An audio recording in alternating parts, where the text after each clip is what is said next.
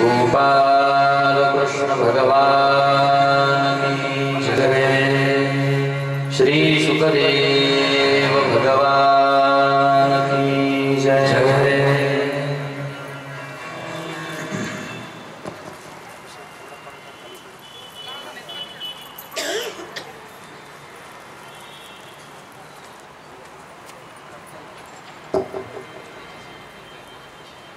सच्चिदानंद स्वरूप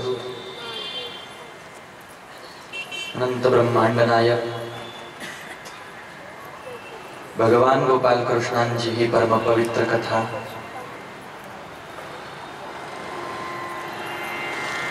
जी कथा गायन करून, जी कथा श्रवण करून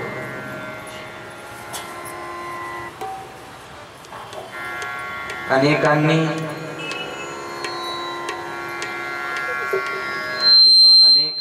आनंदापर्यंत जाऊन पोहोचले।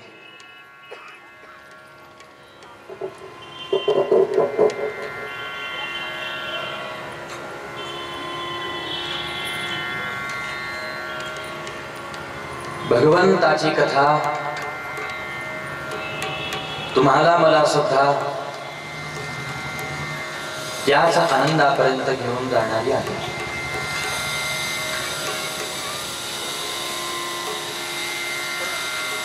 कालच्या उत्तर भागामध्ये सूतजी महाराज 88,000 शौनकादी ऋषींना सांगत होते। प्रश्न विचारला गेला होता वेदव्यासजी महाराजांना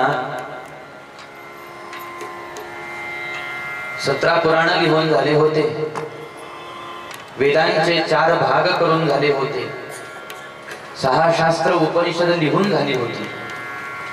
एवढे सारे ग्रंथ ज्या वेदव्यासजी महाराजांनी लिहिले त्यांनी वरतून श्रीमद भागवत ग्रंथाची रचना किंवा विस्तार का केला?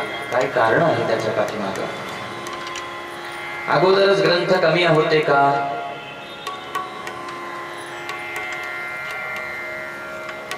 वेदव्यासजी महाराजांना जे सांगायचं होतं ते वेदव्यासजी महाराजांनी या साऱ्या ग्रंथांमध्ये सांगून झाले होते।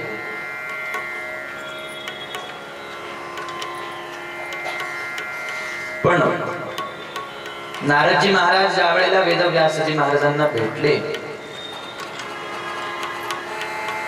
त्यावेळेला नारदजी महाराज त्यांच्या या शंकेचं निरसन करतात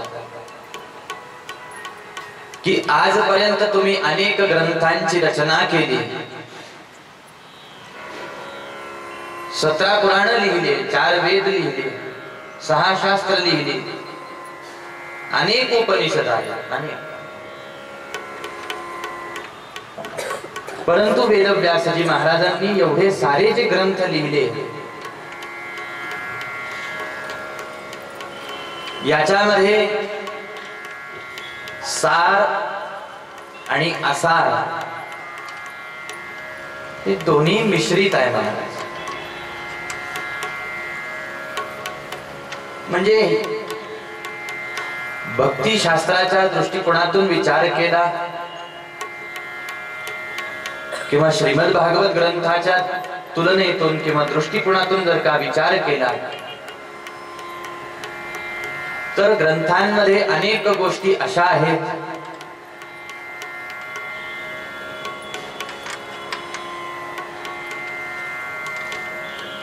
ज्या साधकाच्या उपयोगाच्या नाही। म्हणूनच त्याला असार किंवा टाकाऊ भाग मानला जातो। काही भागाला, काही विषयांना, काही चिंतन जेवढं मांडलेलं आहे तेवढं। आणि ती वेदव्यासजी महाराजांची किंवा ऋषी मुनींची चूक आहे असं तुम्ही मी म्हणू शकत नाही। कारण सर्वसामान्य मनुष्याला डोळ्यासमोर ठेवूनच त्या साऱ्या विषयांचं चिंतन तुमच्या माझ्या समोर त्यांनी मांडलेलं आहे।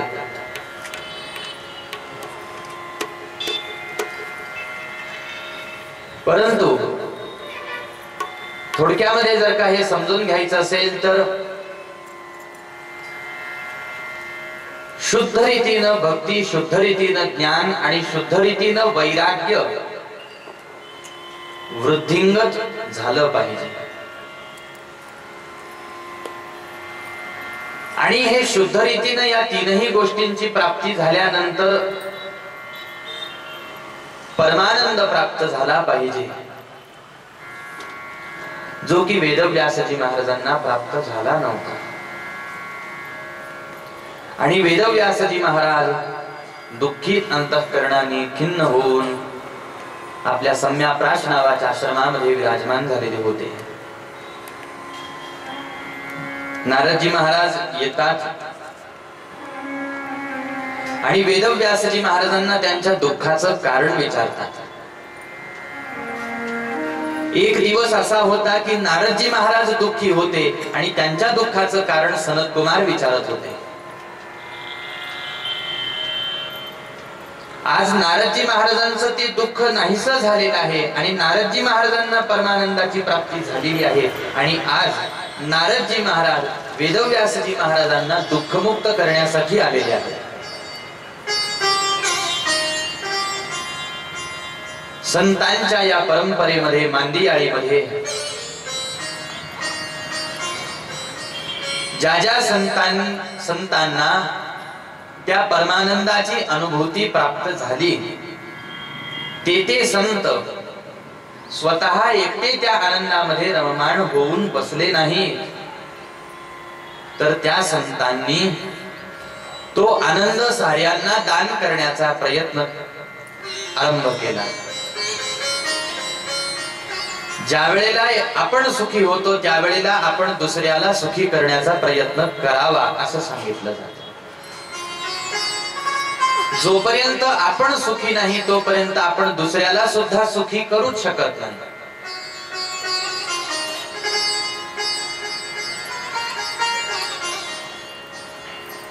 दुःखीत असलेल्याला सुखी कोणी जर का करू शकतो, जो खऱ्या अर्थाने सुखी झालेला आहे, खऱ्या अर्थाने जो आनंदी आहे, तोच दुसऱ्याचं दुःख दूर करून त्याला सुखी करू शकतो किंवा आनंद देऊ शकतो. अजूनपर्यंत तुमचं माझं दुःख दूर झालेलं नाही, अजूनपर्यंत तुम्हाला मला परमानंद मिळालेला नाही, अजून आपणच कशात काही नाही, तर दुसऱ्याचं कुठून आपल्याच्याने होणार? अजून आपलाच उद्धार झाला नाही तर दुसऱ्याचा कुठून होणार महाराज? अजून जे ज्ञान आपल्याला ग्रंथांनी दिलेलं आहे, साधू संतांनी दिलं, सद्गुरू देतात, ते अजून आपल्याच अंतःकरणात ठसलं नाही, आपण दुसऱ्यांना कुठून देणार आणि कसं देणार? दिलं तरी सुद्धा त्या ज्ञानाचा काही उपयोग होत नसतो.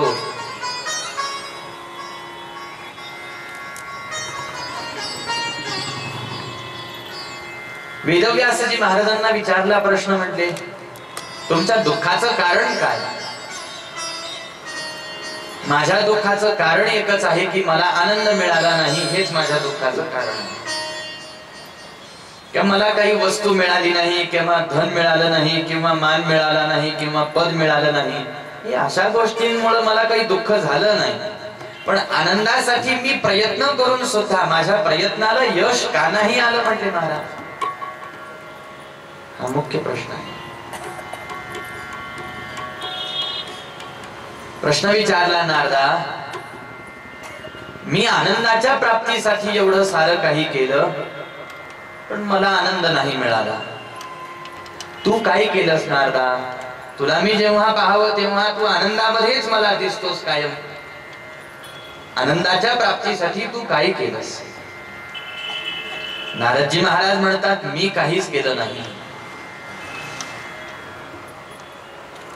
मी ज्या आनंदापर्यंत जाऊन पोहोचलो त्या आनंदाची प्राप्ती मला माझ्या सद्गुरूंच्या कृपेने मिळाली, संतांचा सहवास मला प्राप्त झाला आणि माझ्या आईचा विवेक होता म्हणून मी आनंदापर्यंत येऊन पोहोचलो.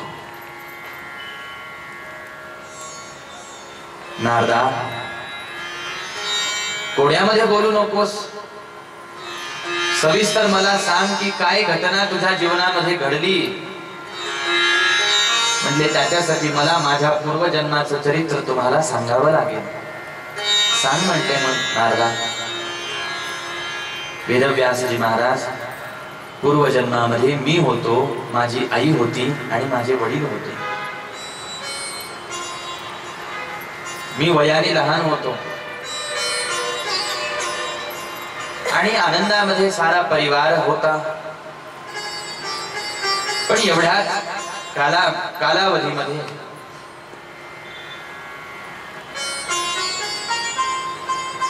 भला मोठा जणू काही दुःखाचा डोंगर कोसळावा तशी घटना माझ्या जीवनामध्ये घडली.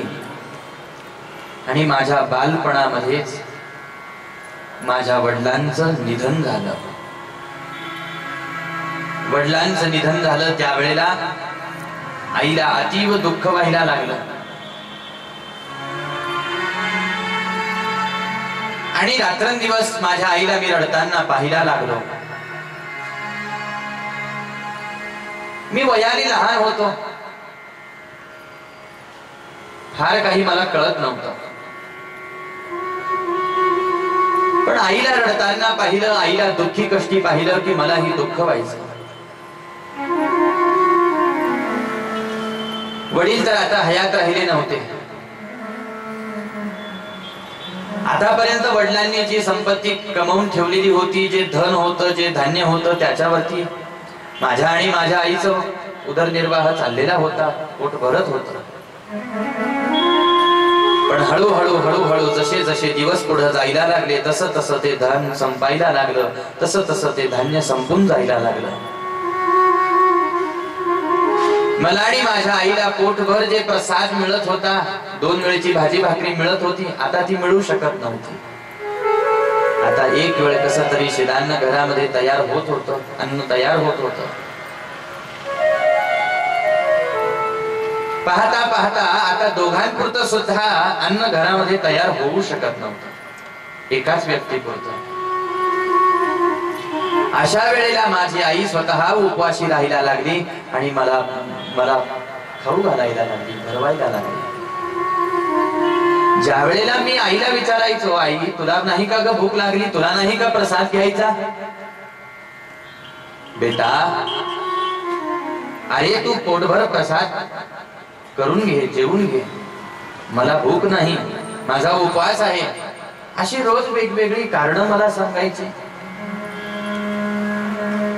पण आईनं विचार केला, पहिल्यांदा दोघांना पुरेल एवढं अन्न घरामध्ये तयार होत होतं, आता एकाच व्यक्तीला पुरेल एवढं अन्न घरामध्ये तयार होतं, तेही एकाच वेळेपुरतं. हळूहळू हे घरामध्ये एका व्यक्तीपुरतं तयार होणारं अन्न सुद्धा आता तयार होऊ शकणार नाही, तेही संपून जाणार आहे. किती दिवस चालणार आहे हे सारं? मी उपवाशी राहून आतापर्यंत कसे तरी दिवस काढले, पण माझ्या लेकरावर वरती ज्या वेळेला उपवाशी राहण्याची वेळ येईल त्यावेळेला मी काय करू? म्हणून मला माझ्या आणि माझ्या लेकराच्या उदरभरणासाठी काहीतरी करावं लागेल. माझं लेकरू अजून लहान नाही. असा माझ्या आईने विचार केला आणि माझ्या हाताला धरलं, घराच्या बाहेर आपलं पाऊल टाकलं आणि रस्त्याने निघाली. एका घरासमोर येऊन उभी राहिली आणि हात जोडून प्रार्थना केली, ताई माझे पतिराज हयात राहिलेले नाहीत, माझ्यावरती आणि माझ्या लेकरावरती, माझ्या आणि माझ्या लेकराच्या उदरभरणाची व्यवस्था माझ्यावरती आलेली आहे. कृपा करा आणि मला तुमच्या घरची दासी तुम्ही करून घ्या ना. सर्व प्रकारची कामं मी तुमच्या घरची करायला तयार आहे. तुम्ही जे सांगताल ते काम मी तुमच्या घरचं करायला तयार आहे, पण मला तुमच्या घरची दासी करून घ्या. माझ्या आणि माझ्या लेकराचं उदरभरण तरी होईल. घरातली माणसं म्हणायला लागली, काही हरकत नाही, तुला कोणाच्या तरी घरची दासी होण्याची आवश्यकता आहे, आम्ही तुला करून घेतो आमच्या घरची दासी. येत जा म्हणते आमच्या घरी कामाला. तू धुणी भांडी करत जा, स्वयंपाक करत जा, सडा संमार्जन करत जा, ही सगळी घरातली कामं तू पाहत जा म्हणते. आता त्याच्या बदल्यामध्ये तुला धन देऊ, तुला धान्य देऊ, तुला कपडा लत्ता देऊ, काळजी करू नको म्हटले बाकी कोणत्या गोष्टीची. पुन्हा हात जोडले आईनं. मी तुम्हाला प्रार्थना केली की मला तुमच्या घरची दासी करून घ्या, तुम्ही तयार सुद्धा झालात, पण क्षमा करा, मला तुमच्या घरची दासी होण्याची आता इच्छा नाही. मी तुमच्या घरची दासी होऊ शकत नाही. अगं पण काय झालं अचानक तुला? का नाही तू आमच्या घरची दासी होऊ शकत? मी तुम्हाला कारण नाही सांगू शकत. माझ्या हाताला धरलं आणि पुन्हा पुढच्या रस्त्याने वाटचाल सुरू केली. दुसऱ्या घरी जाऊन उभी राहिली. तीच प्रार्थना केली. म्हटले, ताई, माझे पतिराज हयात राहिलेले नाहीत. माझ्या आणि माझ्या लेकराच्या उदरभरणाची व्यवस्था मला करणं गरजेचं आहे. कृपा करा आणि मला तुमच्या घरची दासी तुम्ही करून घ्या ना. घरातली माणसं म्हणायला लागली, बरं झालं तुझे पतिराज मरण पावले आणि बरं झालं तुला कोणाच्या तरी घरची दासी होण्याची गरज पडली आणि बरं झालं तू आमच्या घरासमोर आली. आम्हालाही एका कोणत्या तरी दासाचा किंवा दासीचा शोध होताच म्हटले घरातली कामं करायला. उद्यापासून कामाला येणार असतील ना, आत्तापासूनच कामाला लाग म्हटले. धनाची चिंता, धान्याची चिंता, कपड्या लत्त्याची चिंता करू नको. तुला आणि तुझ्या लेकराला पुरेल एवढं धन धान्य कपडा लत्ता आम्ही देऊ म्हटले. चिंता करू नको. घेऊन जा आमच्या घरची दासी. तुम्ही मला दासी करून घेण्यासाठी तयार झालात, पण क्षमा करा, मी तुमच्या घरची दासी होऊ शकत नाही. अगं पण काय झालं तुला? तू प्रार्थना केली म्हणून आम्ही तुला दासी करून घ्यायला तयार झालो आणि आता तू नकार देते आहेस. धन द्यायला तयार आहोत, धान्य द्यायला तयार आहोत, कपडा लत्ता द्यायला तयार आहोत. याच्यावर तुला काय पाहिजे असेल तर सांग.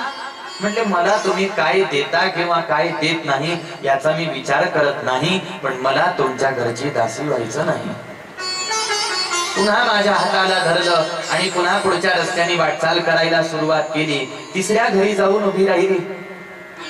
तीच प्रार्थना ज्या वेळेला केली दासी करून घेण्यासाठी, पण मात्र या घरातली माणसं तयार होत नव्हती. म्हटले, तुझे पतिराज मरण पावले हे फार वाईट झालं. तुला कोणाच्या तरी घरची दासी होण्याची गरज पडली, फार वाईट झालं. पण आम्ही तुला आमच्या घरची दासी करून घेऊ शकत नाही. आमच्या घरातली सारी कामं आम्ही स्वतःच्या हाताने करतो. आम्हाला कोणत्या दासाची कोणत्या दासीची आवश्यकता नाही. आणि तुला जर का आम्ही आमच्या घरची दासी करून घेतलं तर तुला धन द्यावं लागेल, तुला धान्य द्यावं लागेल, तुला कपडा लत्ता द्यावं लागेल. आमच्या घरामध्ये तुला देण्या इतकं पुरेसं द्रव्य नाही, धान्य नाही. तू एक काम कर, दुसऱ्या एखाद्या घरी जाऊन प्रार्थना कर ना, काय हरकत आहे.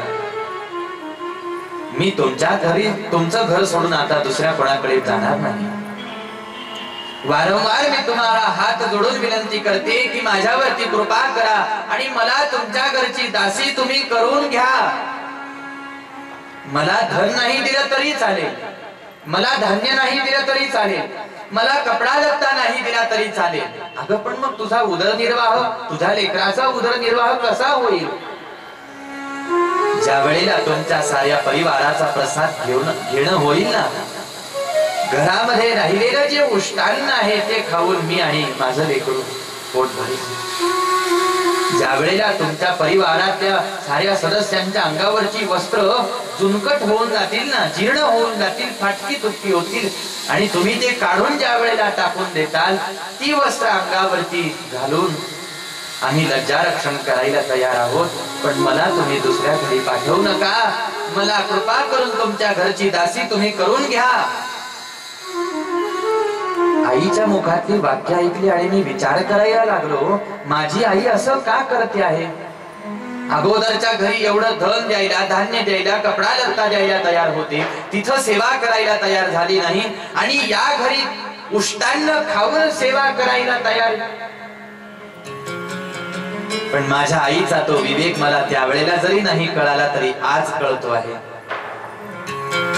जास्तीचं धन देतात म्हणून, जास्तीचं धान्य देतात म्हणून, कपडा लत्ता मिळतो म्हणून, खायला प्यायला चांगलं मिळतं म्हणून कुणाच्याही घरची सेवा करायला माझी आई तयार नव्हती. याच्या उलट उष्टान्न खाऊन सेवा करण्यासाठी ज्या घरी माझी आई तयार झाली होती माझी आई जाणत होती ते घर एका भगवंताच्या भक्ताचं घर आहे, हरिदासाचं आहे.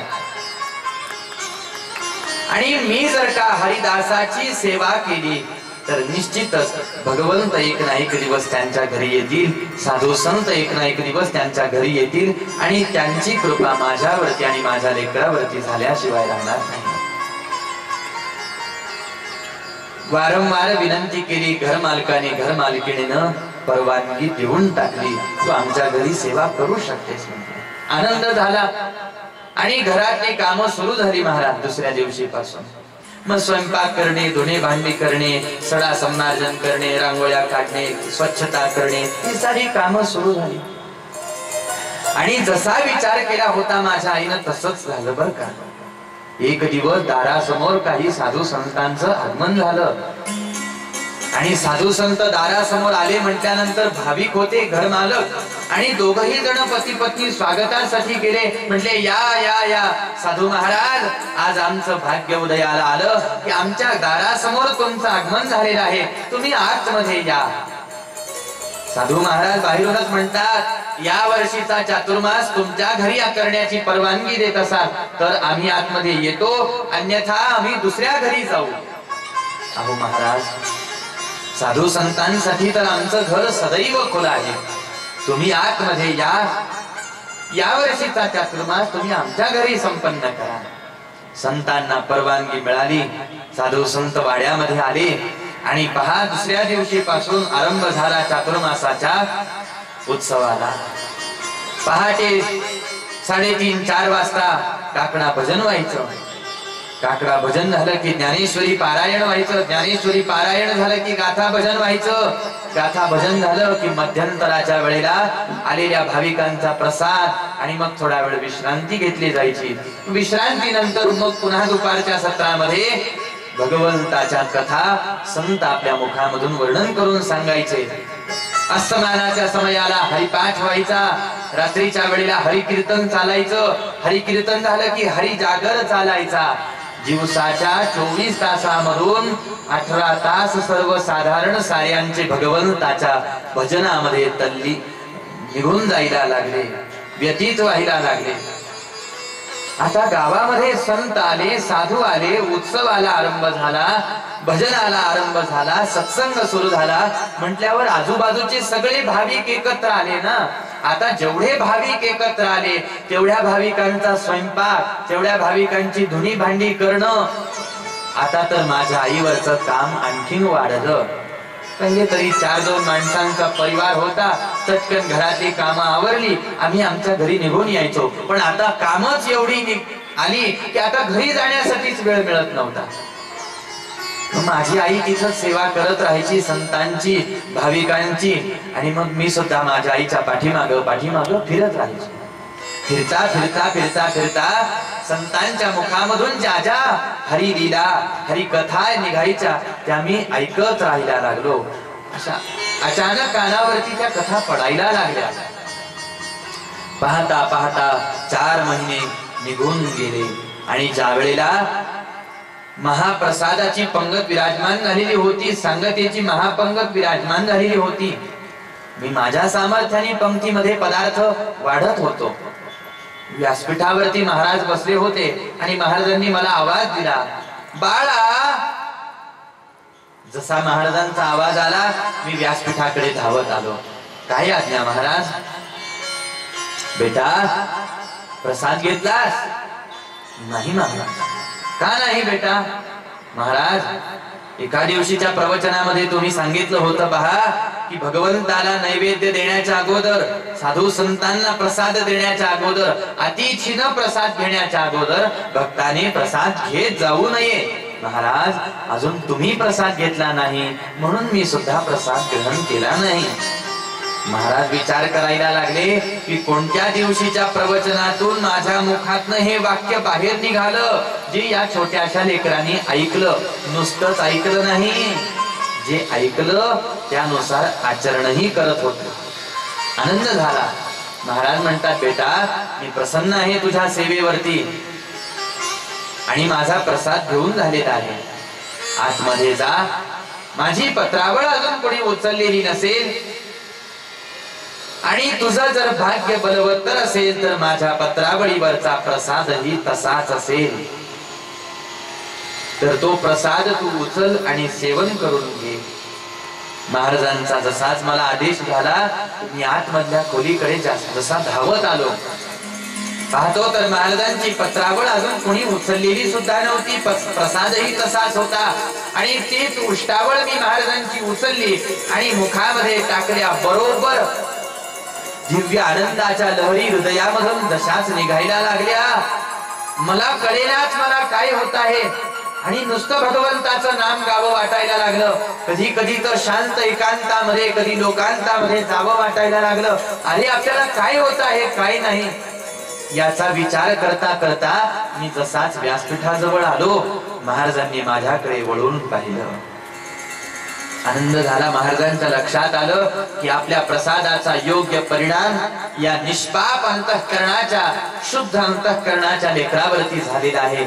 आणि महाराज ताबडतोब व्यासपीठावरून खाली उतरले आणि जसेच पुढच्या प्रवासाला जाण्यासाठी निघाले, मी सुद्धा हळूवार पावलं टाकत टाकत टाकत टाकत त्यांच्या पाठीमागं निघालो. महाराजांनी काही अंतरावरती चालून गेल्यानंतर पाठीमागं वळून पाहिलं आणि प्रश्न विचारला, बेटा कुठं निघालास? महाराज तुमच्या सोबत येतो आहे मी. बेटा तुला माझ्या सोबत नाही येता येणार. का नाही महाराज? बेटा तुझे वडील हयात राहिले नाहीत, आई आता वयोवृद्ध होत चाललेली आहे आणि तुझ्या आईचा एकमेव आधार आहेस तू, म्हातारपणाची एकमेव काठी आहेस बेटा तू. आणि तू जर का माझ्यासोबत निघून आलास तर आईचा कोण सांभाळ करेल, आईची सेवा कोण करेल? पण महाराज तुम्हाला सोडून माझं मन या आता संसारामध्ये घरादारामध्ये रमणार नाही. तुमच्या प्रसादाचं सेवन केल्याचा परिणाम महाराज आता भजन सोडून दुसरं काही करावं वाटत नाही. भगवंताची सेवा सोडून आता मला दुसरं काही करावंच वाटत नाही महाराज. बेटा तुला जरी आता भजन करावं वाटत आहे, तुला जरी भगवंताची सेवा सोडून आता दुसरं काही करावं वाटत नाही, तरी सुद्धा जोपर्यंत तुझी आई भगवंतांना प्रिय होत नाही तोपर्यंत तुला आईचीच भगवंत म्हणून सेवा करायची आहे. पहा, ज्या वेळेला आई भगवंतांना प्रिय होऊन जाईल त्यावेळेला ये वनामध्ये मी तुला सांगेन, मी तुला एक मंत्र देतो. वनामध्ये आल्यानंतर त्या मंत्राचा अखंड गायन कर बेटा. माझा आशीर्वाद आहे तुला. भगवंत सगुण साकार होऊन तुला दर्शन दिल्याशिवाय राहणार नाही. आशीर्वाद दिला आणि गुरु महाराज पुन्हा पुढच्या रस्त्याने वाटचाल करण्यासाठी जसेच निघाले, एका एका एका एका पावलाने मी त्यांना दूर दूर जाताना पाहायला लागलो आणि हृदय तळमळ करायला लागलं, कासावीस व्हायला लागलं. एखाद्या घरदार अरण्यामध्ये तानुल्या लेकराला सोडून जावं त्याप्रमाणे गुरु महाराज डोळ्यासमोरून दूर दूर दूर दूर दूर दूर जायला लागले. जशीच गुरुमूर्ती डोळ्यासमोरून अंतर्धान झाली, आदेश जसा सद्गुरूंनी केला तशी मी भगवंताची सेवा करण्या, आईचीच भगवंत म्हणून सेवा करायला सुरुवात केली. आईच्या सेवेमध्ये मी तल्लीन झालेलो असताना एक भयानक काळ रात्र उदयाला आली. रोज पहाटे 3-3:30 वाजता उठायची सवय होती माझ्या आईची. आजही पहाटे 3-3:30 वाजता झोपेमधून ती जागी झाली, अंथरुणावरून उठली, वाड्याच्या दिशेने निघाली. वाड्याचा दरवाजा अलगदपणे उघडला आणि वाड्याच्या बाहेर पाय टाकणार होती, पण ज्या पायरीवरती ती पाय टाकणार होती त्या पायरीवरती एक भुजंग बसलेला होता. अंधाराचा परिणाम असा झाला की पायरीवरती बसलेला तो भुजंग माझ्या आईला दिसला नाही.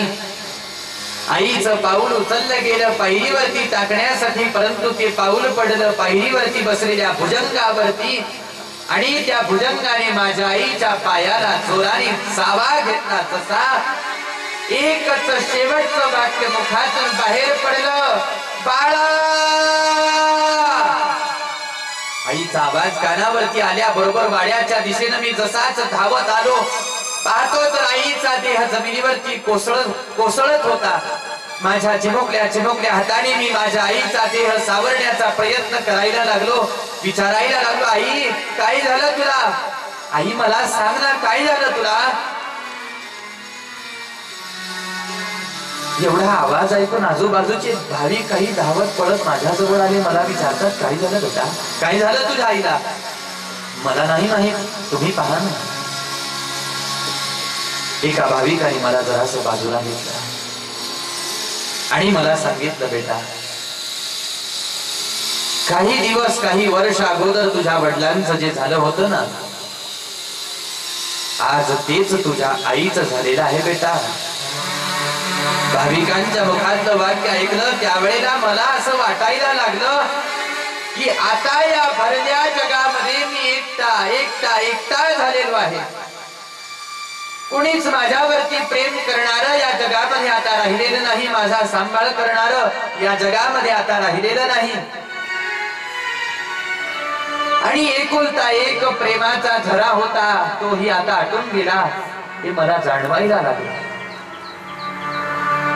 आता माझी आई माझ्याशी कधी बोलणार नाही, कधी तिचा प्रेमाचा हस्त माझ्या मस्तकावरून फिरणार नाही, माझ्या पाठीवरून फिरणार नाही.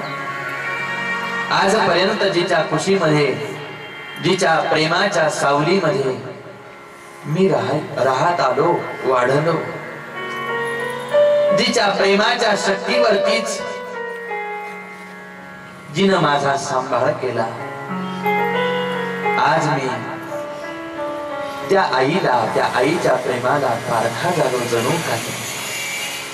आणि तिच्या त्या वात्सल्याचं, तिच्या प्रेमाचं मला स्मरण व्हायला लागलं. प्रेम स्वरूप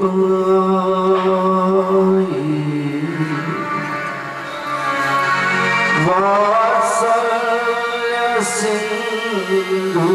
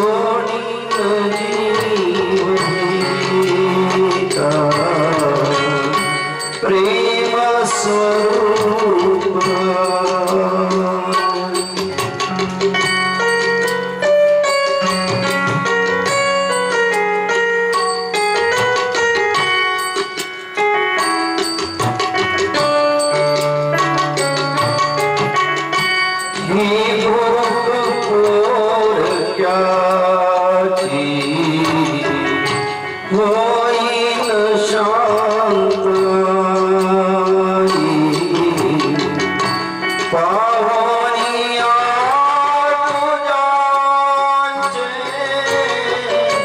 वात्सल्य लोचनानी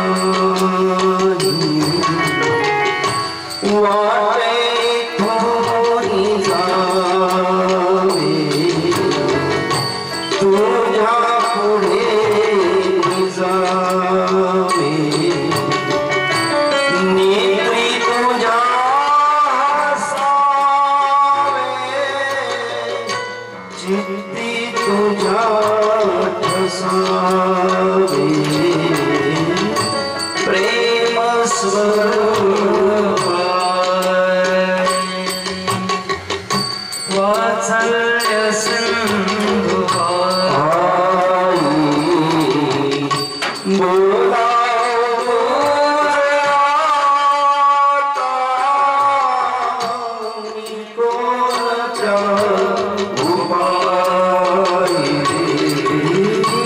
प्रेम स्वरूप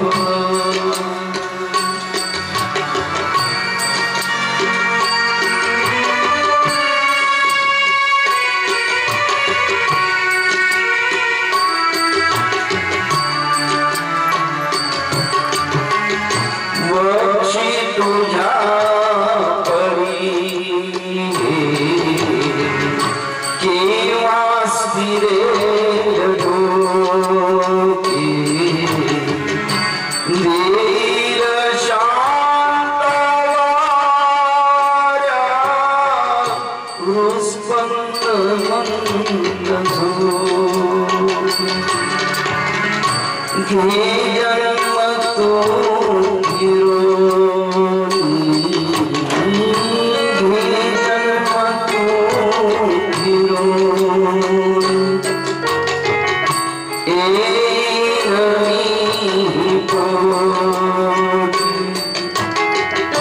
खोटी ठरवून देवा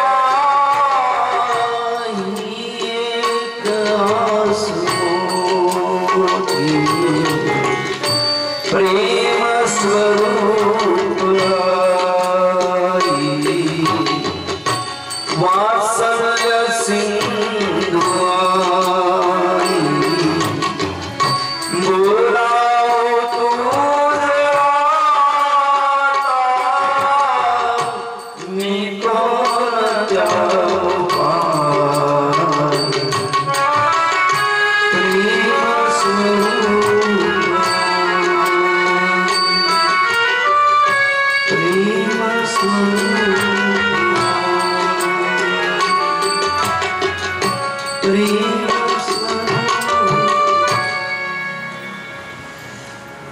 आई ज्या वेळेला भगवंताला प्रिय झालेली आहे, भाविकांचं सहकार्य मी घेतलं, आईच्या देहाचा अंत्यविधी संस्कार पूर्ण केला आणि मला जे वाटत होतं की आता या जगामध्ये मी एकटा झालेलो आहे, माझा सांभाळ करणारं कोणी राहिलं नाही, त्याच वेळेला मला माझ्या गुरु महाराजांचं स्मरण झालं, भगवंताचं स्मरण झालं आणि मला लक्षात आली ही गोष्ट की माझे जन्मदान करणारे पिता आणि जन्मदान करणारी माता जरी आता राहिली नाही तरी सुद्धा अनंत ब्रह्मांडाचा पिता आणि अनंत ब्रह्मांडाची माता तरी आहे ना माझा सांभाळ करायला। आणि गुरु महाराजांचे शब्द त्याच वेळेला कानामध्ये गुंजन करायला लागले, बेटा आई भगवंताला प्रिय झाली की सर्व संग परित्याग करून वनामध्ये ये आणि मी ज्या मंत्राचं तुला दान केलं तो मंत्र तू अखंड गायन कर। आता कधी एकदा त्या भगवंताला मी माझ्या डोळ्याने पाहतो याच्याच कडे माझं लक्ष लागलं। आता पूर्ण तीव्र उत्कंठा भगवंताच्या दर्शनाची मनामध्ये निर्माण झाली। कधी देवाला पाहतो, कधी देवाला पाहतो, कधी देवाला पाहतो। तसही आता जगामध्ये काही रस राहिलेला नव्हता, कुठल्या विषयामध्ये काही रस नो। धावता धावता धावता धावता अरण्यामध्ये येऊन पोहोचलो। वटवृक्षाच्या सुंदर छायेमध्ये विराजमान झालो, मांडी घातली आणि गुरु महाराजांनी जो मंत्र दिला ना त्या मंत्राचं अखंड गायन करायला, भगवंताचं हृदयाने डोळ्याने ध्यान करायला मी आरंभ केला. हरी राम राम राम हरे हरे हरे कृष्ण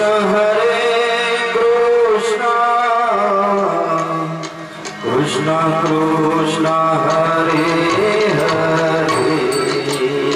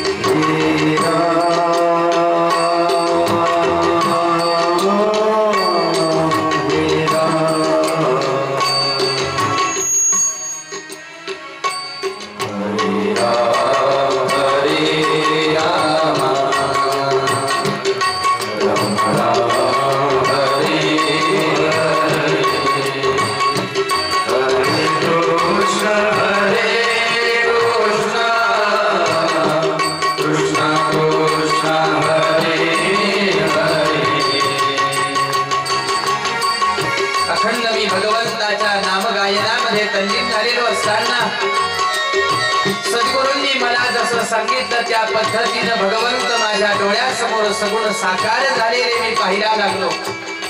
शंख चक्र गदा पद्म भगवंतानी हातामध्ये धारण केलेला आहे. पितांबर भगवंतानी धारण केलेला होता आणि भगवंताच्या मनोहारी रूपाकडे मी पाहतो. मला आनंद व्हायला लागला. पण पूर्णपणे मी भगवंताला पाहतो न पाहतो तोच डोळ्यासमोर प्रगट झालेले परमात्मा अचानक अंतर्धान जसेच पावले. मी मोठ्याने भगवंताचा धावा करायला आरंभ केला. भगवंता, मी तुम्हाला पूर्णपणे पाहिलेलं नाही. माझ्यासाठी तुम्ही पुन्हा एक वेळेला सगुण साकार व्हा हरी. भगवंतांनी आकाशवाणीद्वारे मला सांगितलं, बेटा तुला काय वाटलं? तू माझं नाम गायन केलं म्हणून मी तुला दर्शन दिलं का?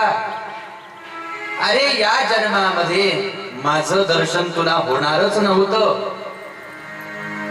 पण तुझ्या सद्गुरूंनी तुला आशीर्वाद दिला होता ना, संतांनी आशीर्वाद दिला होता ना, तो आशीर्वाद खरा करण्यासाठी फक्त मला तुला दर्शन द्यावं लागलं. आता तू माझा किती जरी धावा केलास तरी सुद्धा मी तुला दर्शन देऊ शकत नाही बेटा. माझा आदेश आहे, प्रारब्ध योगानुसार देह पडत नाही तुझा, तोपर्यंत माझं भजन करत राहा, माझं नाम गायन करत राहा. ज्या वेळेला तुझा देह पडेल तू माझ्या धामाला येशील, पुढं काय होईल आपोआप तुझ्या लक्षात येऊन जाईल.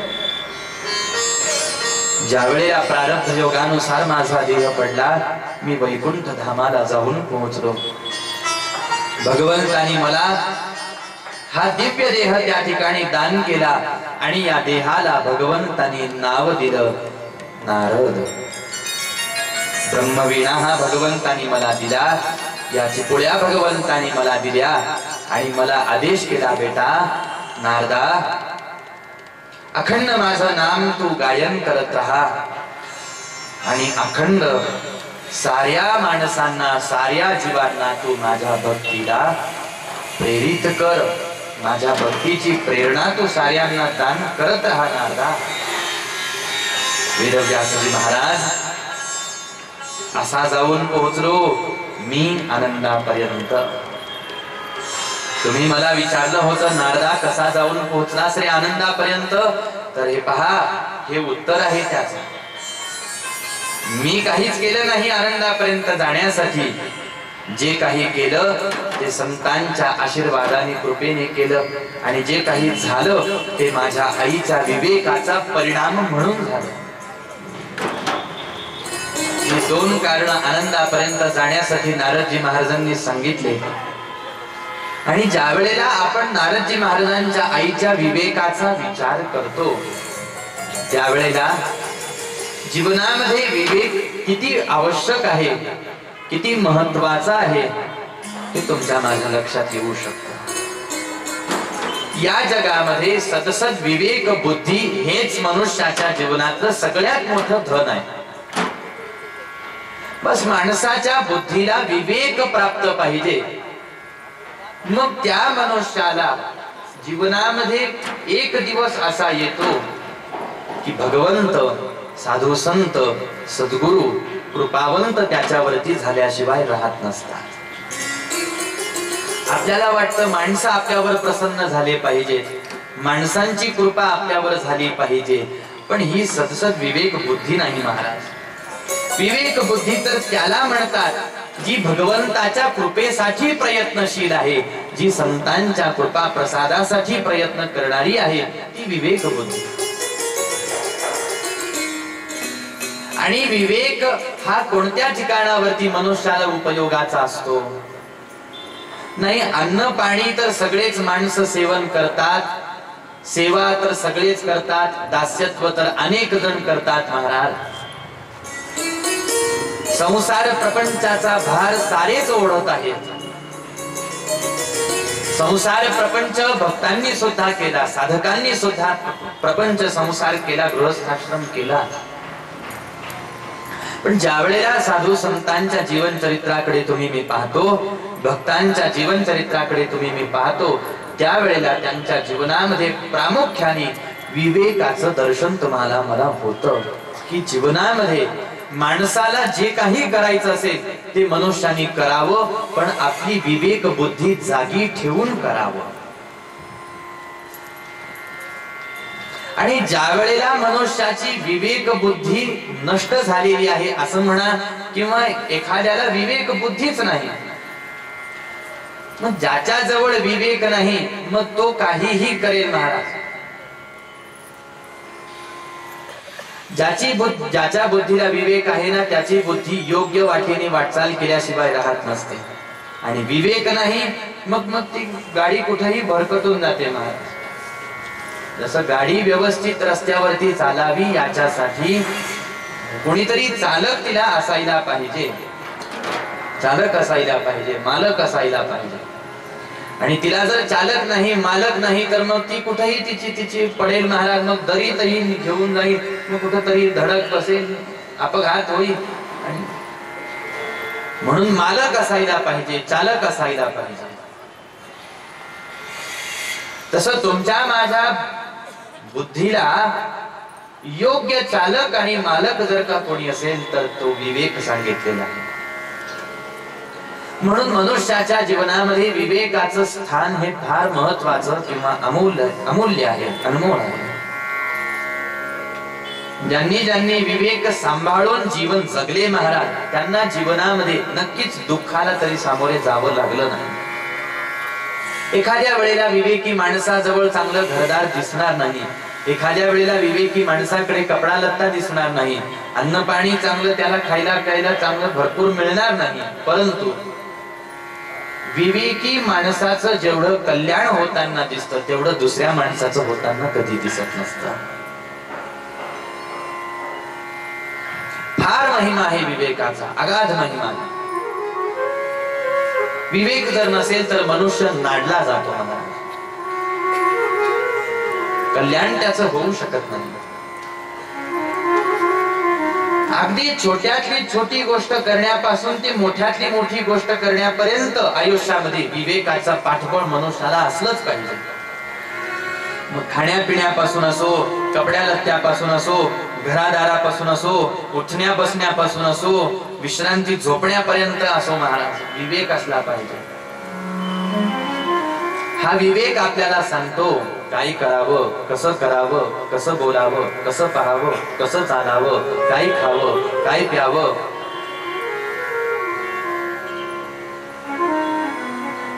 सामान्य क्रियेला सुद्धा विवेकच असावा लागतो. आणि सामान्य क्रिया करत असताना, सामान्य जीवन जगत असताना ज्याने विवेकाचा आश्रय घेतला तोच व्यक्ती असामान्य पदापर्यंत जाऊन पोहोचत असतो.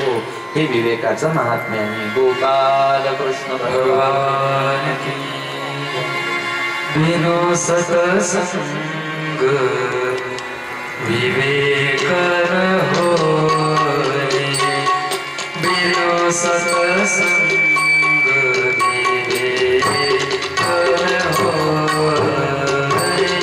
बिनु सत्संग विवेक न होय, बिनु सत्संग विवेक न होय, बिनु सत्संग विवेक न होय, बिनु सत्संग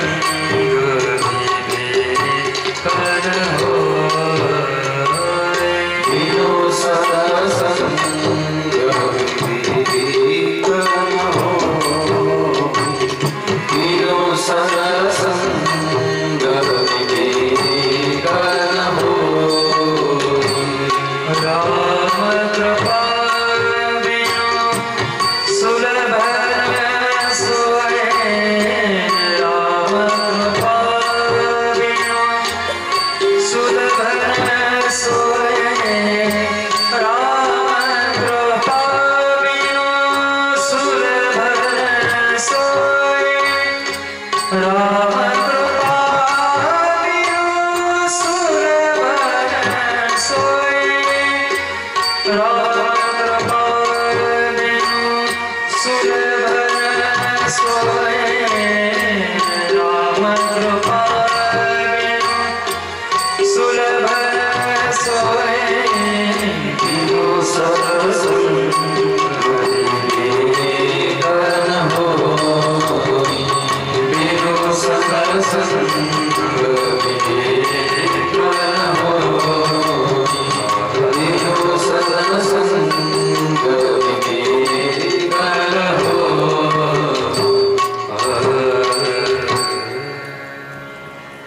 विवेक मनुष्याच्या जीवनामध्ये असावा. आणि कसा प्राप्त होऊ शकतो हा विवेक? उत्तर आहे सत्संगातून प्राप्त होऊ शकतो. सत्संगामध्ये नसणारी माणसं कधीच त्यांच्या जीवनामध्ये, बुद्धीमध्ये विवेकाचा उदय होऊ शकत नाही. महाराज कोल्ह्या कुत्र्यासारखं जीवन जगतील ते. मग खायला प्यायला तर पशु पक्षी सुद्धा खातात पितात ना. सत्संगामध्ये, हरिकथेमध्ये एवढंच तुम्हाला मला जाणून घ्यायचं असतं महाराज. आणि प्रत्येक ठिकाणावरती इथून पुढे तुम्हाला मला हे उदाहरण येणार आहे आतापासून इथून पुढं, की माणसात आणि पशु पक्षात अंतर काय असतं. बस इतकं पाहण्याचा प्रयत्न करावा आणि मनुष्य म्हणून जगण्याचा प्रयत्न करावा, असं फक्त साधू संत सांगतात. बस एवढा सिद्धांत सांगण्यासाठी आणि एवढं माणसाला समजावून सांगण्यासाठी अनेक अनेक नाना तऱ्हेनं संतांनी समजावून सांगितलं. तर विवेक असावा. काय करायला लावतो बरं हा विवेक? गोष्ट कोणतीही असो महाराज, घटना क्रिया कोणतीही असो त्याच्यातून आपल्याला योग्य तो लाभ कसा मिळवून घेता येईल याचा विचार करायला लावतो विवेक. पहा, प्रसंग वर्णन करतात की ज्या वेळेला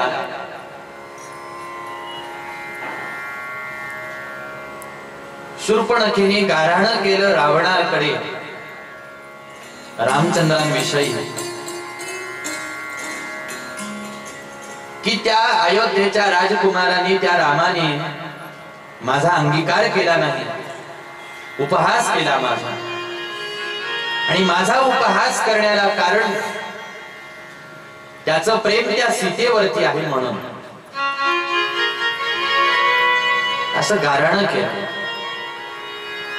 बदला घ्यायचा विचार रावणाच्या मनामध्ये आला आणि सीतेचं हरण करून आपल्याला लंकेमध्ये तिला घेऊन यायचा असा विचार त्याने केला. पण हे काम असं समोरासमोर जाऊन करता येणार नाही. मला रामाच्या समोरासमोर जाऊन हे काम करता येणार नाही. लपून छपून करावं लागेल, कपट करावं लागेल.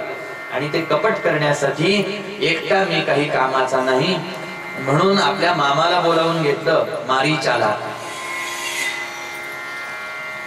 मारीचाला ज्या वेळेला रावणाने बोलवलं आणि रावणाने सांगितलं की म्हणले, मामा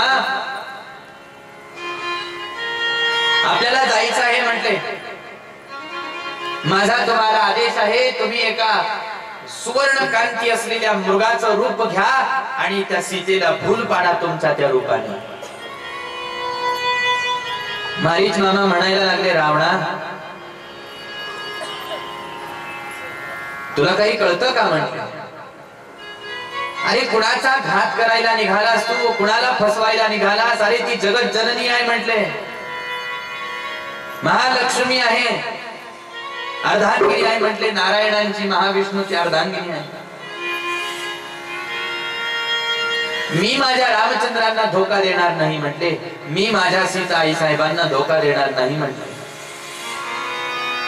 रावणाला आला राग, म्हटले तू माझा दास आहेस, मी तुला जे सांगेन तेच तुला करावं लागेल म्हटले, आणि तू जर माझं ऐकलं नाही तर मी तुझी हत्या करेन म्हटले. आता या क्षणाला सांग म्हटले, हो का नाही?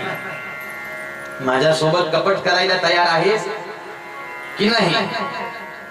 आता विचार केला मारीचाने. अशा प्रसंगामध्ये विवेक बुद्धीचं काम असतं. कसं पहा, मारीचाने विचार केला, मी जर सीताई साहेबांकडे सुवर्ण कांती धारण करून, मृगाचं रूप धारण करून जर गेलो नाही तर इकडं रावण मला मारून टाकेल, आणि तिकडं गेलो तर रामचंद्र मला जिवंत सोडणार नाही, म्हणजे मरायचं मला दोन्हीकडं सुद्धा आहे. मला चिंता मरायची आता राहिली नाही. जर मला दोन्हीकडं मरण आहे तर या पाप्याच्या असुराच्या रावणाच्या हातून मरण्यापेक्षा मी रामचंद्रांच्या बाणाने मरेन ना. याला म्हणतात विवेक.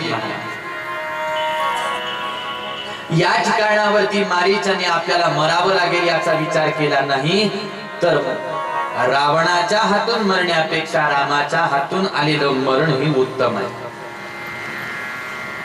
तसं नारदजी महाराजांच्या आईच्या जीवनातला विवेक, महाराज दास तर मला व्हायचंच आहे ना, आता तर माझ्याकडे पर्याय राहिला नाही. पोटा पाण्याची व्यवस्था करायची आहे, 2 वेळची भाजी भाकरी मिळाली पाहिजे मला माझ्या लेकराला, आणि दास तर व्हायचंच आहे. अन्न पाणी कसंही करून मिळवायचंच आहे. याचं त्याचं दास होण्यापेक्षा, पाप्याचं दास होण्यापेक्षा पुण्यवानाचं दास होणं काही अवघड आहे का? काही वाईट आहे का? हरिभक्ताचं दास होणं काही वाईट आहे का? अहो, पाप्याचं जर का दास्यत्व केलं तर धर्मशास्त्र सांगतं की मनुष्याचं आजपर्यंत केलेलं पुण्य नष्ट होऊन जातं आणि पापामध्ये वृद्धी होते. याच्या उलट पुण्यवानाचं दास्यत्व केलं तर पाप नष्ट होऊन जातं आणि पुण्याईमध्ये वृद्धी होते. अशा वेळेला जर मी भगवंताच्या हरिदासाची जर का मी सेवा केली तर मला दोन्ही लाभ होणार आहे. पहिला लाभ मला अन्न पाणी मिळणार आहे, आणि दुसरा लाभ माझं कल्याण होणार आहे. हा महत्वाचा आहे. माझ्या लेकराचं कल्याण होणार आहे. म्हणून जास्तीचं धन मिळतं, म्हणून जास्तीचं धान्य मिळतं, म्हणून कपडा लत्ता मिळतो, म्हणून तुम्हाला मला कुणाचंही दास होऊ नका असं सांगितलं गेलं. आपल्याला काही गोष्टी जास्तीच्या न मिळाल्या तर चालतात महाराज, पण माणसाने वाम मार्गाने वाटचाल करू नये. जीवनामध्ये काही गोष्टी कमी मिळाल्या तर चालतात अथवा नाही मिळाल्या तरी चालतात, पण मनुष्याने चुकीच्या मार्गाने त्या मिळवू नये, वाम मार्गाने त्या मिळवू नये. म्हणून त्याच्यासाठी दास्यत्व करायचं आहे ना. अनेकांवरती दास्यत्व करण्याची वेळ आली असेल किंवा तुमच्या माझ्यावरती सुद्धा पुढे येईल किंवा येण्याची शक्यता आहे. जर आलीच तर तुम्हाला मला भगवंताचं दास, साधू संतांचं दास किंवा त्यांच्या दासाचं दास तुम्हाला मला व्हायला सांगितलं. उष्टान्न खाऊन सेवा केल्याचा एवढा मोठा परिणाम आहे महाराज.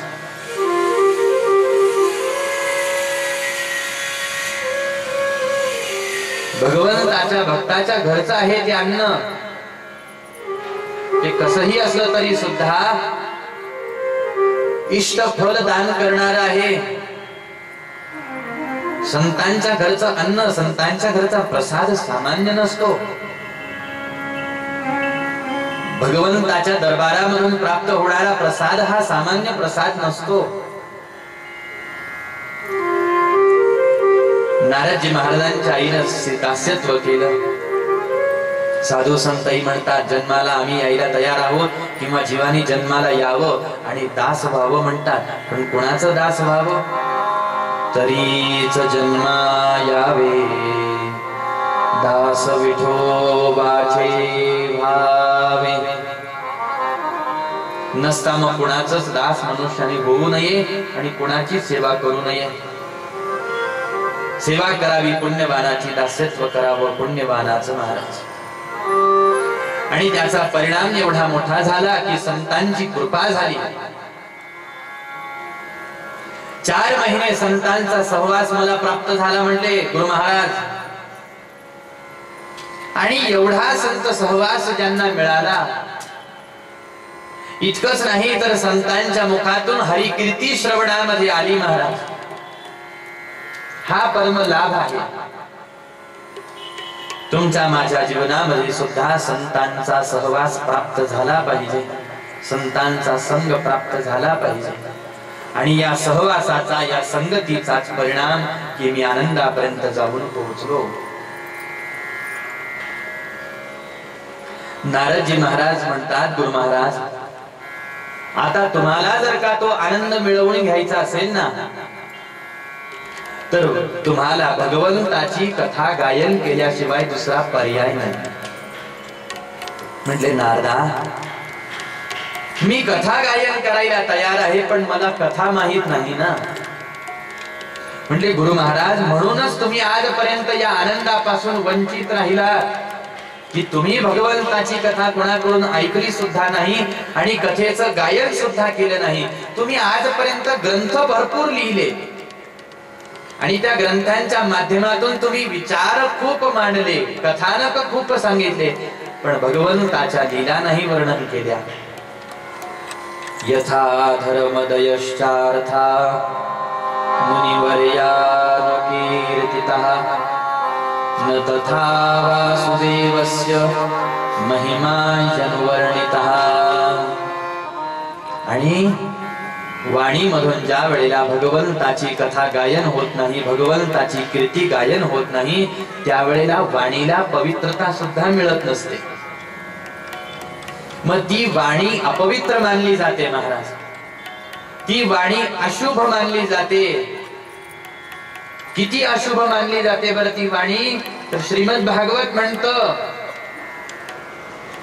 की उष्टान्न ज्या जागेवरती आपण टाकतो, उकिरडा ज्याला आपण म्हणतो, तो जेवढा अपवित्र असतो महाराज, जेवढा अशुद्ध असतो, तेवढी ती वाणी सुद्धा अपवित्र असते, जी भगवंताची कथा कीर्तन गायन करत नसते. ज्या वाणीला भाव प्राप्त आहे, ज्या वाणीला अलंकार प्राप्त आहे, ज्या वाणीला स्वर प्राप्त आहे, त्या वाणीनं तर देवाची कथा देवाच्या लीला गायन झाल्याच पाहिजे, नाही झाल्या तर प्राप्त झालेली वाणी अपवित्र ठरली, व्यर्थ ठरली म्हणतात. आणि म्हणून गुरु महाराज तुम्ही भगवंताची कथा गायन करा. मला कथा माहित नाही नारदा, मी भगवंताची कथा कशी गायन करू? नारदजी महाराज म्हणतात मी सांगतो ना. मग संतांच्या मुखातून जी भगवंताची कथा ऐकली ती चतुश्लोकी श्रीमद भागवत कथा नारदांनी वेदव्यासजी महाराजांना सांगितली. आणि जशीच कथा ऐकली एवढा आनंद एवढा आनंद एवढा आनंद वेदव्यासजी महाराजांना मनोमन व्हायला लागला की आजपर्यंत जो आनंद वेदव्यासजी महाराजांना मिळाला नाही तो आनंद चतुश्लोकी श्रीमद भागवत कथा श्रवण करून वेदव्यासजी महाराजांना प्राप्त झाला. पहा मग नारदजी महाराजांनी प्रेरणा केली, गुरु महाराज जो आनंद तुम्हाला मिळाला आता एकटे हा आनंद भोगू नका, आता साऱ्या माणसांना आनंद देण्याचा तुम्ही प्रयत्न करा. काही हरकत नाही म्हणले नारदा, मी साऱ्यांना ही कथा सांगेन.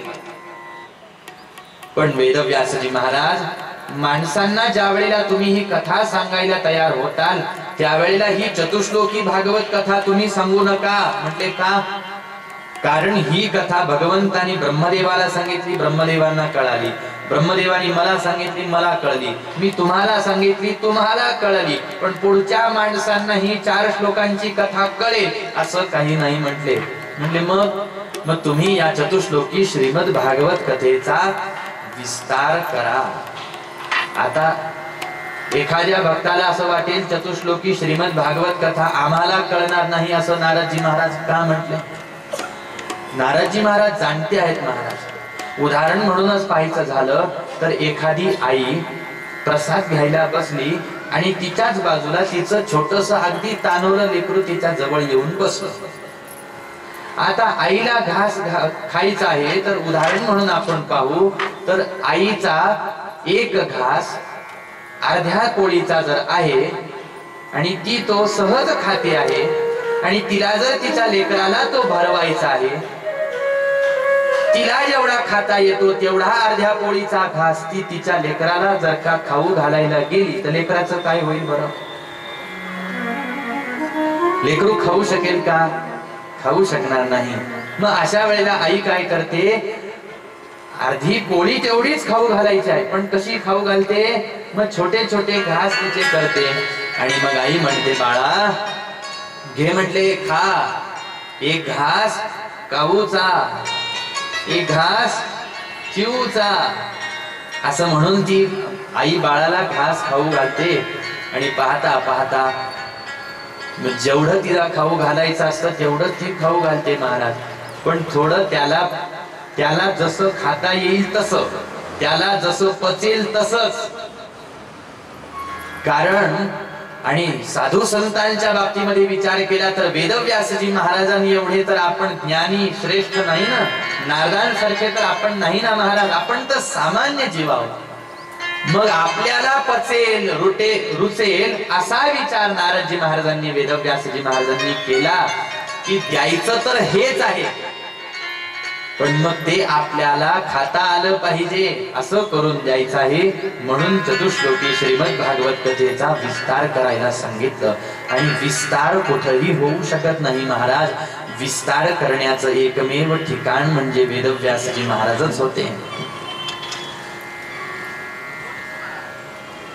म्हणून वेदव्यासजी महाराजांकडे हे विस्तार करण्याची प्रेरणा जिम्मेदारी देऊन टाकली नारदजी महाराजांनी की आतापर्यंत ही भागवताची परंपरा तर चालत आली आणि समजत आली सगळी, पण इथून पुढं सामान्य जीव आहेत म्हटले सगळे, सहजगत्या कथा त्यांना पटली पाहिजे, आवडली पाहिजे, यासाठी विस्ताराची प्रेरणा दिली आणि नारदजी महाराज निघून गेले. आता वेदव्यासजी महाराज विराजमान झाले हरिकथेचा विस्तार करायला आणि नेत्र बंद केले, समाधी अवस्थेमध्ये गेले. समाधी अवस्थेमध्ये वेदव्यासजी महाराजांना एका एका श्लोकांचं स्मरण व्हायला लागलं. आणि ज्या वेळेला मग ते श्लोकांचं स्मरण व्हायला लागलं, आता श्लोक आपण लिहून घेतले पाहिजेत म्हणून डोळे उघडायचे, समाधीतून बाहेर यायचे, लेखणी हातामध्ये घ्यायचे, पण मग श्लोक आठवणं बंद होऊन जायचे. श्लोक फक्त समाधी अवस्थेमध्येच आठवत होते. मग वेदव्यासजी महाराजांनी विचार केला, मी समाधीमध्ये असताना माझ्या मुखातून श्लोक बाहेर निघत असताना कुणीतरी ते श्लोक लिहून घेणारा लेखक पाहिजे. कोणाला बोलवू मी आता, कोणाला बोलवू, कोणाला बोलवू, कोणाला बोलवू विचार केला. स्मरण झालं भगवान गणराजांचं आणि वेदव्यासजी महाराजांनी भगवान गणराजांचा धावा आरंभ केला. शिवतनया विघ्नराया लवकरये शिवतनया विघ्नराया लवकरये शिवतनया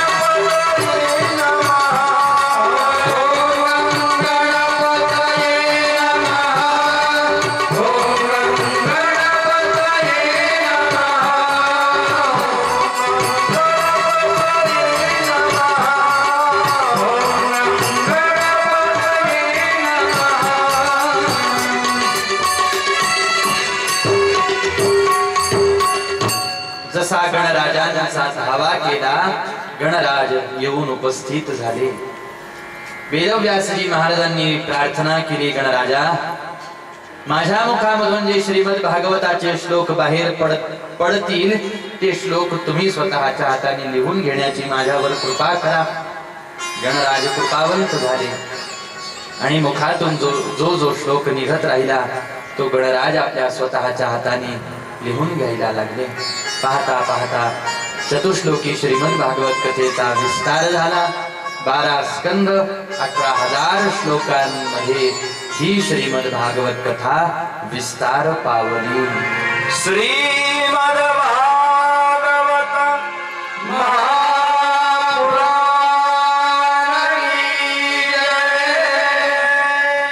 गणराज ज्यावेळेला निघून गेले, महाराजांनी विचार केला, आता ही कथा मी साऱ्या माणसांना वर्णन करून सांगेल, साऱ्यांना सांगेल, साऱ्यांना सांगेल, साऱ्यांना सांगेल. पण त्याच वेळेला गुरु महाराजांच्या लक्षात आलं की मी साऱ्या माणसांना श्रीमद भागवत कथा वर्णन करून सांगू शकत नाही, कारण आता मी वयोवृद्ध झालेलो आहे आणि मृत्यूलोक एवढा मोठा आहे, किती देश आहेत, किती राज्य आहेत, किती जिल्हे आहेत, किती तालुके आहेत, किती गाव आहेत, किती वस्त्या आहेत, किती नगर आहेत, किती घर आहेत, किती माणसं आहेत, कुणा कुणाला मी कथा वर्णन करून सांगू असा विचार करतात. त्यावेळेला वेदव्यासजी महाराजांना असं वाटायला लागलं, बरं झालं असतं मला एखादा पुत्र असता तर फार बरं झालं असतं, मी श्रीमद भागवत कथा माझ्या पुत्राला शिकवली असती आणि मग त्याने सगळ्यांना हरिकथा वर्णन करून सांगितली असती ना. पण काय करावं, मला तर पुत्र नाही. आता वाटायला लागलं बरं झालं, आता मला पुत्र व्हायला पाहिजे म्हटलं. पण आता पुत्र कसा होऊ शकतो म्हटले, भगवंताची कृपा झाली तर या जगामध्ये काहीही होऊ शकतं म्हटले. म्हणजे आता भगवंताची जर कृपा संपन्न करायची आहे तर मला पुन्हा भगवंताचा धावा करावा लागेल, पुन्हा भगवंताला प्रसन्न करून घ्यावं लागेल. एवढा माझ्याजवळ वेळ नाही म्हटले, पण कमीत कमी वेळेमध्ये लवकर प्रसन्न होणारा असा कोणता देव आहे का? म्हटले एकच देव आहे, म्हटले भगवान शिव आहेत म्हटले. हे कमी साधनेमध्ये कमी वेळेमध्ये साधकावरती लवकर प्रसन्न होणारा हा देव आहे. म्हणून विचार केला, आता मी भगवान शंकरांचीच आराधना करेन. म्हणून भगवान शंकरांचा धावा स्तुती करायला महाराजांनी आरंभ केला.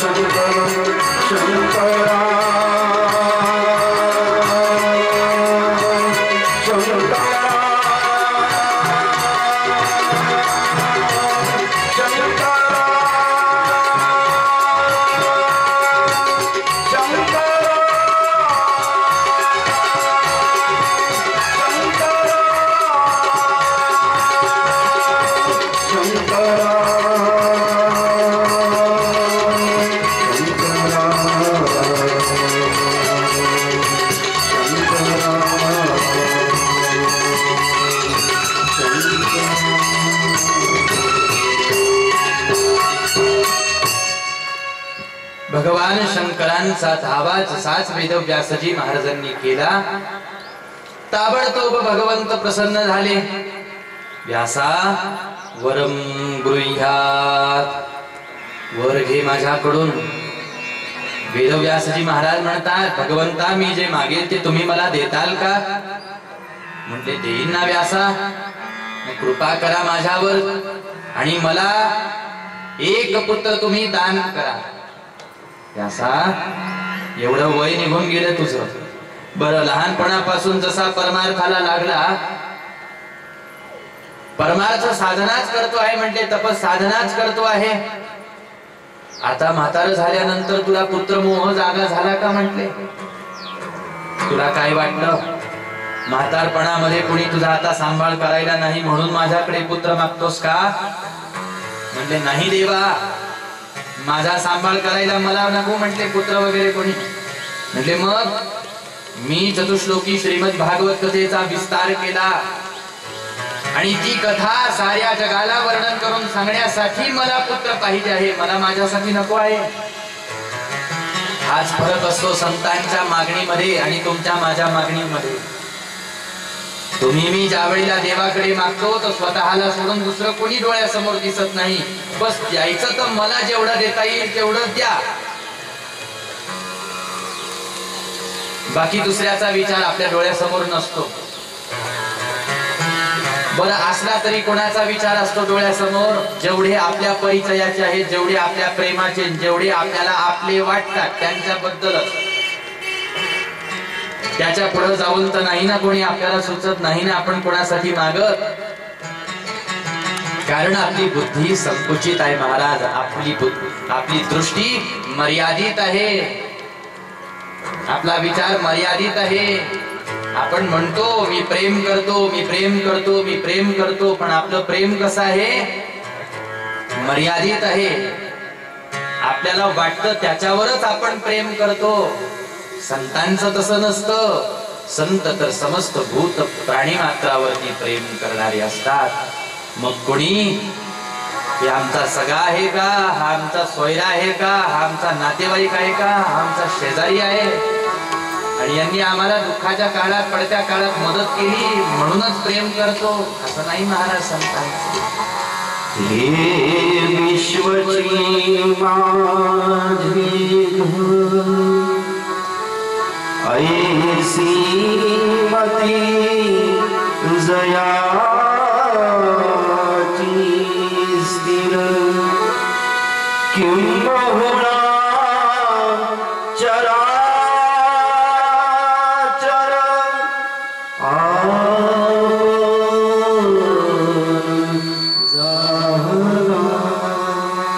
ज्ञानोबारायांनी हे सूत्र सांगितलं महाराज त्या संतांबद्दल, त्या पुरुषाबद्दल, त्या व्यक्तीबद्दल की तुम्ही मी जसा मर्यादेमध्ये विचार करतो, संकुचित विचार करतो, तसा ते विचार करत नाही. ते तर साऱ्यांना आपलं मानून जगणारे चालणारे असतात. सारे माझेच आहेत असं म्हणतात. हे विश्वची माझे घर. आणि नुसतं ते म्हणत नाही, हा त्यांच्या बुद्धीनं पक्का निर्णय घेतलेला असतो, विचार असतो, नवे नवे अनुभव असतो. ऐसी मती जयाची स्थिर असं सांगत असताना ते अनुभवानी पाहत आहेत. नुसते बडबड करत नाहीत, नुसते बोलत नाही सगळे आमचे सगळे आमचे. मग हाणामाऱ्या करायची वेळ आली की विसरून जातात. मग भांडणाच्या वेळेला कोणी आठवत नाही, शेजारी आपलेच आहेत बा. कशाचे आपले? मग त्यावेळेला माझं तुझं तुमचं आमचं हे जे येतं ना महाराज, ते काय येतं बरं? कारण आपल्या नुसत्या ते शब्दात आहे, अनुभवात नाही. अजून संतांच्या ते अनुभवात आहे, ते तसं जगत असतात. म्हणून ऐसी मती जयाची स्थिर असं म्हणतात. आणि ही मती त्यांची स्थिर असल्याचा परिणाम सांगतात. किंबहुना चराचर आपण झाला. आणि म्हणून आणि हेच जर याचं सर्वश्रेष्ठ उदाहरण जर तुम्हाला मला पाहायचं असेल तर हे लक्षण ज्या ज्ञानोबारायांनी सांगितलं तेच ज्ञानोबाराय ज्या वेळेला आपला वाग्यज्ञ संपन्न करतात त्यावेळेला गुरु महाराजांना म्हणतात, गुरु महाराज मी तुमच्या समोर बसून केलेल्या वाग्यज्ञाने जर तुम्ही माझ्यावरती संतुष्ट झाले असाल तर कृपा करून मी जे दान तुमच्याकडे मागतो ते दान तुम्ही मला दान करा. म्हणतात, आता विश्वात्मके देवे येणे वाग्यज्ञे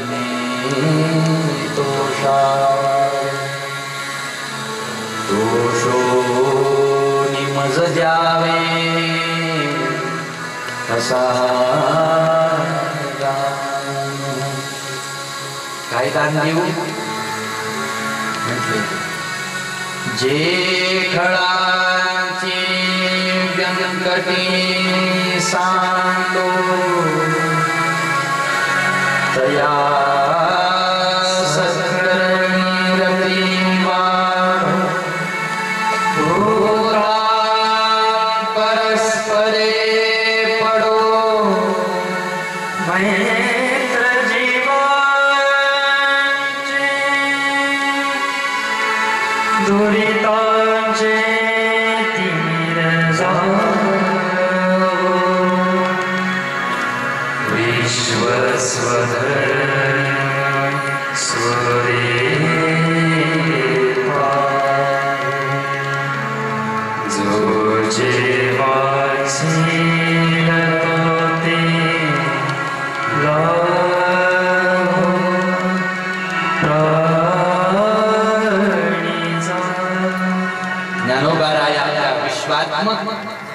सद्गुरूंना म्हणतात, विश्वात्मक परमात्म्याला म्हणतात. पसाईदानाच्या आरंभाला ज्या वेळेला आता विश्वात्मके एवढाच शब्द माऊलींनी उच्चारला त्यावेळेलाच माऊलींची दृष्टी किती विशाल आहे हे दिसून आलं.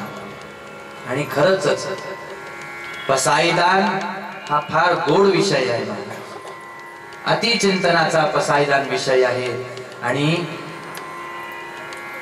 समता, बंधुता, मित्रता काय असते ना हे आजच्या माणसांनी सांगण्यापेक्षा जे ज्ञानोबाराय आणि इत्यादी साधू संतांनी जे तुम्हाला मला सांगितलं, ही समता, ही बंधुता आणि मित्रता पाहावी तर खरी संतांच्या डोळ्यांनीच, माणसांच्या डोळ्यांनी नाही. खरी समता तर संतांनीच केली महाराज, खरी बंधुता तर संतांनीच शिकवली, खरं प्रेम तर संतांनीच शिकवलं महाराज. आणि म्हणून जो जे वांछील तो ते लाहो प्राणी जात, ज्याला जे लागेल ते तुम्ही त्याला ते दान करून टाका. प्रार्थना करतात, मैत्री भाव वाढावा ही प्रार्थना करतात. साधू सज्जनांची, संतांची भेट साऱ्यांना व्हावी ही प्रार्थना करतात. एकंदरीत्या विश्व मांगल्याची ही प्रार्थना आहे, विश्व मांगल्याचं हे धोरण आहे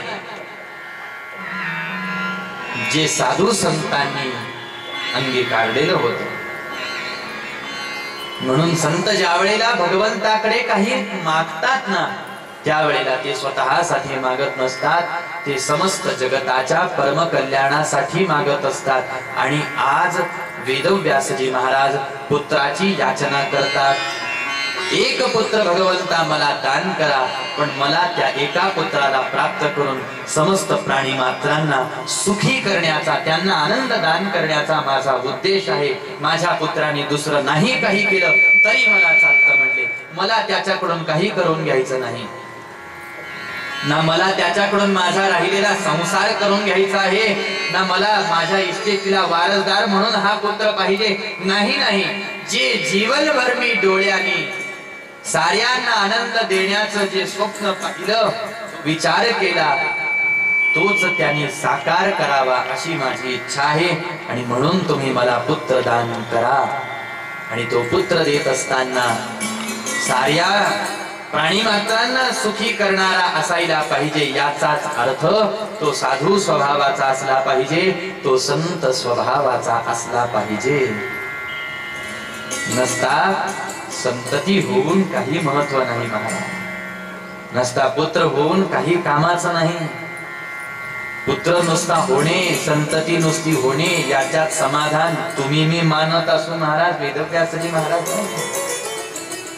तुम्हाला मला वाटतं बस फक्त पुत्र झाला पाहिजे, लेकरू बाळ झालं पाहिजे, संतती झाली पाहिजे, मग मोठं होऊन त्यानं आपल्याला जोड्याने मारे ना का आपण झालं पाहिजे. मग घरातून हाकलून का देईना आपल्याला, पण झालं पाहिजे. सांगता तर येतं ना, आजाने आम्हाला हाकललं ते आमचंच आहे. नवस करून, सायास करून, उपवास करून, कथा कीर्तनासमोर, देवासमोर नारळ ठेवून, चप्पल सोडून, हे सगळं करून आम्ही यांना जन्माला घातलं ना. पण थोडं अंतर आहे बरं का याच्यामध्ये. जे देवाकडून घेतलं जातं, जे देवाकडून मागितलं जातं ते निश्चितच चांगलं असतं. पण वासनेमधून जी संतती जन्म घेते, वेदव्यासजी महाराज मला भगवंतांना म्हणतात की मला अशी संतती नको आहे, मला प्रासादिक संतती पाहिजे आहे. आणि म्हणून मला साधू स्वभावाचा, संत स्वभावाचा तुम्ही पुत्र द्या.